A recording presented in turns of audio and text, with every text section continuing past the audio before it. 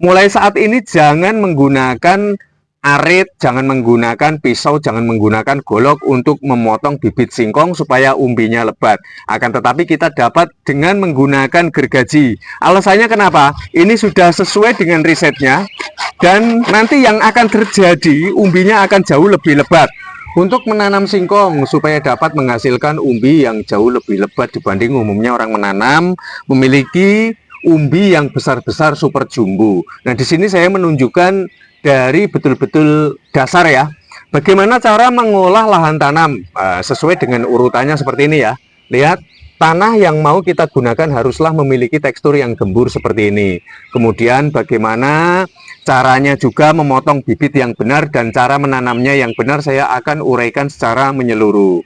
Untuk memotong bibit ini harus difahami, kepentingannya ini nomor 2 ya. Yang pertama media tanam, yang kedua adalah cara memotong bibit ataupun menyiapkan bibit yang benar. Nah, mulai saat ini jangan menggunakan arit, jangan menggunakan pisau, jangan menggunakan golok untuk memotong bibit singkong supaya umbinya lebat. Akan tetapi kita dapat dengan menggunakan gergaji. Alasannya kenapa? Ini sudah sesuai dengan risetnya, dan nanti yang akan terjadi umbinya akan jauh lebih lebat seperti ini. Maka nanti yang akan terjadi ketika kita tanam, akar-akarnya itu akan tumbuh nih di sekitar pangkal, di pinggir-pinggir, di kulit, tepi-tepi kulit ini. Jadi kalau kita memotongnya dengan menggunakan golok ataupun dengan menggunakan pisau, sehingga nanti tidak sejajar, bahkan nanti di bagian kulit-kulitnya ini bisa rusak. Akhirnya nanti akar tidak bisa tumbuh secara optimal. Kemudian panjang bibit yang pas, yang ideal supaya umbinya lebat,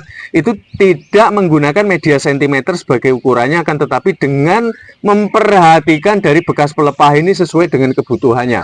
Karena pecahnya tunas itu berawal dari sekitar areal bekas pelepah ini, bahkan akar pun dia akan lebih banyak muncul di sekitar bekas pelepah tersebut. 1, 2, 3, 4 atau maksimal 5 kalau rapat seperti ini ya. 1, 2, 3, 4, 5 yang kita munculkan di permukaan tanah. Langsung saja kita potong dengan menggunakan gergaji. Khususnya untuk di bagian bawah kita tidak boleh menggunakan alat yang lain, haruslah kita menggunakan gergaji. Nah, untuk menghindari dari terbalik ya cara menanamnya, ini jangan sampai lupa kita tandai seperti ini. Nah, kita lakukan sistem pelukaan supaya tidak terbalik. Kecuali kalau habis dipenggal tanam mungkin tidak terbalik. Nah, cara menanam yang benar itu seperti ini. Jangan singkong ini bibitnya langsung ditancapkan, karena nanti ini akan merusak dari kulit-kulit tepi ini, karena munculnya akar itu berawal dari sini. Bisa dipastikan ketika akar di sini sudah muncul, maka akan muncul akar yang baru di sekitar atasnya. Tapi yang paling pondasi utama, yang paling dominan itu di areal pangkal. Langsung kita lubangi seperti ini. Dan mungkin sahabat ada yang bertanya jarak berapa untuk menanam singkong seperti ini ya. Lihat, ini paling rapat 50 cm dan untuk idealnya itu 60 hingga 70 cm gitu ya. Cara menanamnya seperti ini, 1, 2, 3, 4, 5 kita pendam dan langsung kita lakukan penimbunan. Nah, seperti ini. Sebelum dia muncul pecah tunas yang seperti ini, maka kita harus menjaga tingkat kelembabannya. Jangan sampai media tanam ini mengalami kekeringan, karena nanti pecahnya tunas atau tumbuhnya ini akan jauh lebih lama. Kalau ada, carilah bibit yang memang sudah berukuran besar, karena supaya dia nanti untuk tumbuhnya akar-akar seperti ini medannya itu jauh lebih luas. Kemudian untuk media tanam ini, berapa kedalaman yang cocok jika kita mau menanam singkong ataupun jenis umbi-umbian. Jadi kita tidak membutuhkan terlalu dalam ya, karena umbi itu untuk singkong khususnya itu paling rata-rata itu maksimal itu 50 cm. Untuk yang idealnya menciptakan tanah yang gembur seperti ini, 50 cm saja sudah cukup. Itu maksimal ya. Untuk minimalnya kita bisa 30 cm, ini sudah bisa kita tanami singkong. Tapi kalau untuk biar tidak sanksi lagi, singkongnya benar-benar super jumbo, besar-besar, ya lakukan penggalian, pengolahan lahan tanamnya ini 50 cm. Nah, di sini kita dapat lihat, ini saya sudah memang saya berikan pupuk. Terutama ini saya pondasinya adalah pupuk dari bekas bakaran limbah rumah tangga. Nah, seperti ini, karena kenapa arang-arang seperti ini dia dapat menyimpan kadar air lebih lama. Jadi perlu kita cermati lebih dalam, singkong ini kaya sekali akan getah untuk memproses dari segala produksinya, maka dari itu membutuhkan mineral ataupun kadar air yang cukup besar. Maka dari itu saya menggunakan seperti bekas bakaran-bakaran, ada arang-arang seperti ini ya. Dan kemudian saya juga ini sudah saya olah dengan menggunakan kotoran ternak. Kotoran ternak tersebut saya ikut sertakan di dalam pembakaran, karena apa? Supaya tidak menciptakan lahan media tanam ini menjadi panas. Karena kalau lahan menjadi panas, akar pun nanti akan mudah rapuh. Selain dari itu, bakteri jahat, walaupun tanaman ini membutuhkan bakteri, akan tetapi bakteri itu ada dua jenis, bakteri yang dapat merugikan tanaman dan bakteri yang dapat menguntungkan tanaman.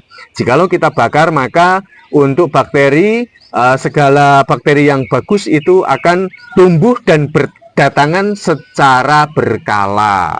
Sedang kandungan dari keduanya antara bekas bakaran, sampah ataupun limbah rumah tangga dan juga kotoran ternak ini dapat menjadi organik nabati ataupun organik secara alami. Seperti ini ya, dapat menahan air lebih lama, dan kemudian untuk prosesnya secara langsungnya, keberlangsungannya dapat menjadi bakteria fotosintesis, sehingga nanti untuk nutrisi ke depan tanah ini satu tidak akan mudah untuk memadat, akan selalu gembur. Lalu kemudian untuk segala nutrisi maupun vitamin dari mineral semuanya akan tercipta dan terjaga dengan sangat baik. Nah, beginilah cara sukses, bagaimana cara menanam pohon singkong dari nol ya, sampai kita menancapkan. Kemudian untuk perawatannya selalu kita lihat ya, jangan sampai untuk media tanam ini mengalami kebanjiran jikalau sudah muncul umbinya, karena dapat memicu dari faktor pembusukan. Kemudian untuk perawatan, jika kita dapati pohon singkong kita seperti ini ya, di bawahnya ataupun di sekitar areal akar ini kita dapati gulma-gulma seperti ini, maka harus kita bersihkan. Ingat, jangan terlalu dalam ketika kita membersihkannya, karena nanti ditakutkan akar seperti ini akan dapat melukai ya, sehingga nanti kesuburannya itu akan sangat terganggu. Lihat ini media tanam saya ya, untuk pohon singkong khususnya, lihat gemburnya nggak ketulungan nih, seperti ini ya.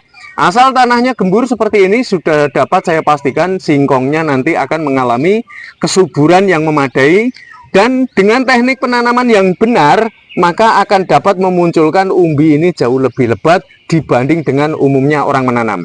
Baiklah, di sini langsung kita kontrol ya. Saya menanamnya tidak terlalu dalam, lihat tuh, bisa saya goncangin kan. Nah, ini nggak jauh, ini nanti udah ketemu dengan akar. Akan tetapi karena saya takut nanti ini akan merusak untuk bagian bawah, dan nanti untuk umbinya nanti akan terputus, ini aja udah sedikit rusak ya.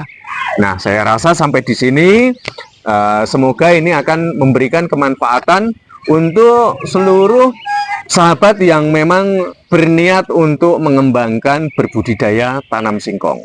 Semoga artikel ini dapat memberikan keberhasilan yang lebih maksimal. Salam cinta tanaman.